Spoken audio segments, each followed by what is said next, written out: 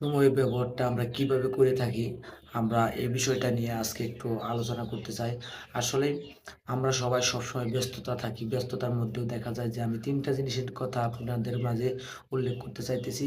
আপনি যদি কোনো সময় অসুস্থ হয়ে পড়েন, দেখা যাবে যে আপনি যে ডাক্তারের কাছে আ ট্রিটমেন্ট নিতেছেন এবং ট্রিটমেন্ট অনুযায়ী আপনি ওষুধ খাইতেছেন বা আপনি যাবতীয় জিনিস করতেছেন ট্রিটমেন্ট অনুযায়ী। যখন আপনার যদি কোনো সমস্যা হয় তখন ওই ডাক্তারে আপনি ফোন দিতেছেন এবং তার সাথে পরামর্শ করতেছেন এবং তার অনুযায়ী চলতেছেন। যখন আপনার ওই অসুখটা ভালো হয়ে যাবে, ভালো হয়ে যাবে এবং যখন ভালো হবেন তখন আর ওই ডাক্তারের সাথে আপনার আর যোগাযোগ থাকবে না। তেমনই আপনি যদি একটা বাড়িতে একটা বাসা করতে চান, বাসা করতে গেলে যে একটা মিস্ত্রি বা সাথে আপনি সবসময় দিনরাত সবসময় কথা বলতেন এবং কিভাবে কি করলে ভালো হবে এই কাজটা সবসময় তাদের সাথে আদান-প্রদান করতেন। যখন আপনার বাসাটা সম্পূর্ণ হয়ে যায়, তখন আর তার সাথে হয়তোবা যোগাযোগ থাকে না। হয়তোবা তার সাথে আর ওইভাবে কথা হয় না। হয়তোবা তার ফোন নাম্বারটা আর হয়তোবা আপনার ফোনে থাকে না।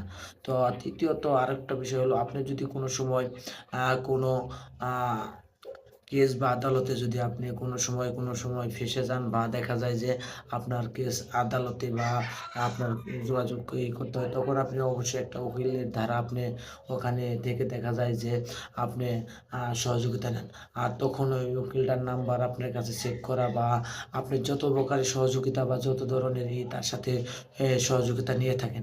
এভাবে দেখা যায় যে আপনারা তার সাথে সবসময় আ যোগাযোগ করেন। যখনই সেখান থেকে আপনি মুক্ত হয়ে যান, তখন কিন্তু আর তার সাথে যোগাযোগ হয় না।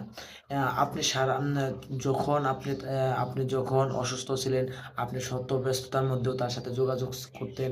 আপনি যখন আপনার বাসা করতেছিলেন, তখনও আপনি শত ব্যস্ততার মধ্যেও আপনি দেখা যায় যে আপনি সেই মিস্ত্রির সাথে যোগাযোগ করতেন। আপনি শত ব্যস্ততার মাধ্যমে দেখা যাইত যে আপনি সেই উকিলের সাথে যোগাযোগ করতেন। যখন আপনার এই কাজগুলো সমাধান হয়ে যায়, তখন আর আপনি তাদের সাথে যোগাযোগ করেন না। যোগাযোগ করেন না ব্যস্ততা। আসলে ব্যস্ততা একটা এই ধরনের একটা অজুহাত। আসলে ব্যস্ততা আসলে একটা অজুহাত। আপনি যদি ইচ্ছা করেন তাহলে সম্ভব সবই। তো আসলে আমি বলতে চাইতেছি এখানে মেইন বিষয়টা হলো সময়। আসলে আপনি কিভাবে আপনি একজনকে পার্মানেন্টলি দিতে চাইতেছেন।